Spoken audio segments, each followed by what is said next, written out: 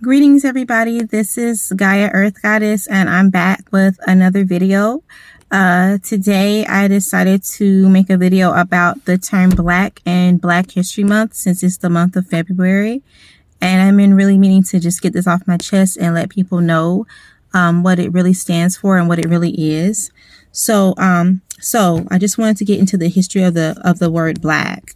Just wanted to start off because, everybody, we're told when we were born that we're of African descent, that we're African American. And that's the first lie. We're not. We are American Indian and we are indigenous. 90% of the so-called Black population in the U.S., we were already here. And so that's like the big secret. That's the thing that they lie about first. So they tell you you're African American and then they tell you that you're Black. And people have to realize that Black, it's a color. It's not a culture. It's not a people. It's not something to be proud of or anything. It's a color. And people have to realize that you have to look at the historical things when it comes to the term Black and the term white. And if you look at history and look at where the term Black people and the term white people came from, it comes out of Europe. Okay. And so in the European way of thinking, a person who was a Black person was a person who lived in poverty, a person who had no rights, a person who was a criminal, a person who was low in society and things like that. And a person who was considered a white person was a person who was the opposite, holy, a person who had money, who had wealth, who had power. So it didn't go by your skin tone, it went by status. So Black and white were like status names. It wasn't a racial thing.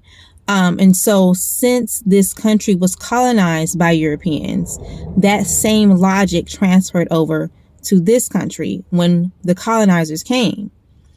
And people have to realize that up until the 1960s, the term Black person was derogatory.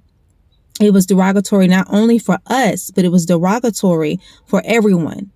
If you call someone Black, it was really offensive. It was really mean. It was really wrong. And it was akin to being called the N-word. It's a very strong word to call someone, because you were essentially calling them poor, disenfranchised, ugly, stupid, dumb. Like every negative word you can think of, you were calling them that. The whole thing with Black people being applied to us as a race, and also the meaning being changed, was due to Stokely Carmichael, who was part of the so-called civil rights movement. Okay. He was one of the younger people, one of the college boys who was part of, quote unquote, part of the movement. But, everyone was still saying Negro and colored. He coined the term Black Power, and this whole association with Blackness began in the 60s.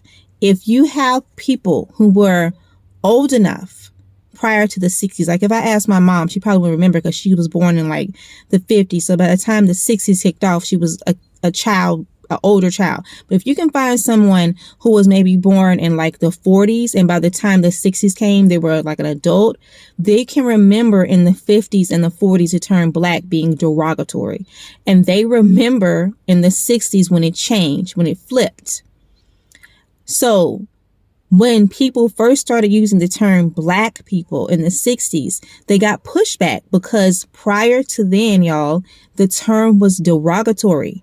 It was something, when you call someone a Black person, no matter what color they were, you were cursing them. That was fighting words. Okay. And you have to realize, I don't know if people believe in witchcraft or not, or magic or not. You don't have to.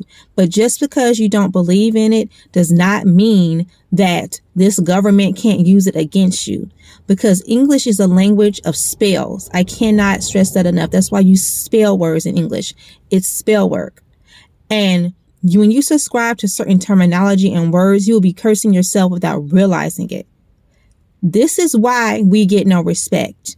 This is why there's ghettos full of people that look like us. This is why we get no rights. This is why men who look like us get killed in the street. Our children get killed. Things like that. This is why, because you are calling yourself black people.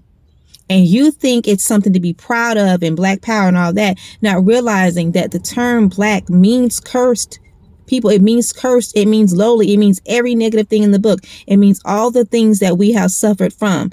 By calling yourself a black person, that's self-sabotage. You are cursing yourself. First off, you're not black. You're not even African American. You are indigenous. Firstly, that's not your race. It's not a race. It's not a culture. It's a color. I mean, it is a term for a status. So you're calling yourself poor. You're calling yourself disenfranchised. You're calling yourself not having rights and things of that nature. You're calling yourself that. So of course we're not going to be able to obtain those things if we call ourselves black.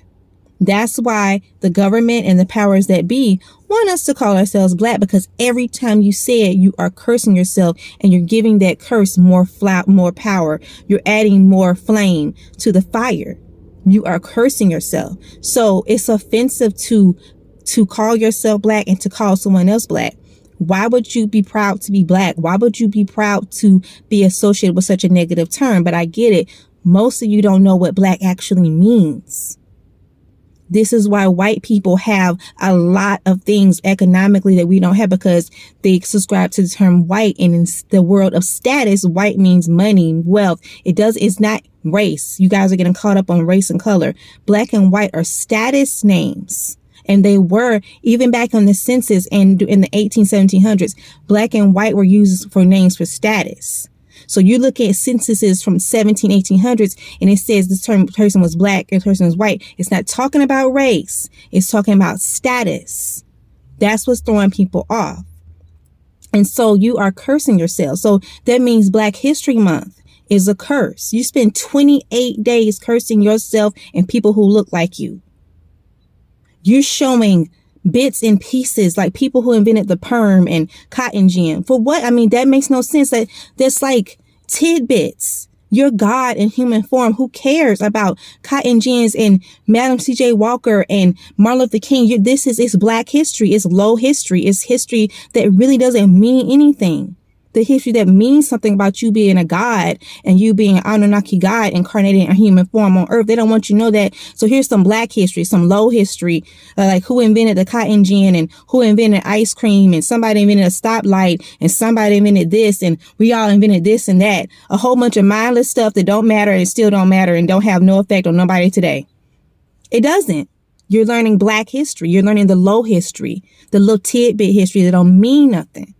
So Black History Month is a curse.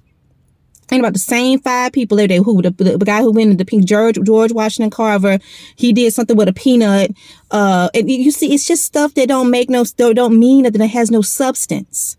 You're learning Black history. That's what it's saying. It's a low vibrational history that doesn't really fluff up to nothing. The high history, the white history, the history you should be knowing about you being a god, you being incarnated, and your hair being an antenna to the higher realms, and you being a spiritual being having a human experience. They don't want you to know that. So they want you to learn this tidbit stuff for 28 days, and you constantly cursing yourself and realizing why we can't get our head above water is because you're constantly cursing yourself. And people don't get that. So Black History Month is a curse. Don't celebrate this crap. Don't give into it. Don't let your kids do that little Black History project at school. Take the teacher no. Tell them to give them something different to do. Something that means something. Because them learning about the cotton gin and George Washington Carver and Madam C.J. Walker and all them little things, that's not helping them. That's not helping us. So forget Black History Month. It's a sham and it is a curse. So I'm going to go ahead and stop this video, and I'll see you guys later. But this is not Black History Month. This is February. Enjoy your February. Go outside and meditate, connect with your God self. Do something that matters. Create some good, quote unquote, high white history. That's what I mean. Some higher in status history, not this lowly stuff they keep telling you over and over and over since you was 5. That don't mean nothing. All right. Have a good day. Bye-bye.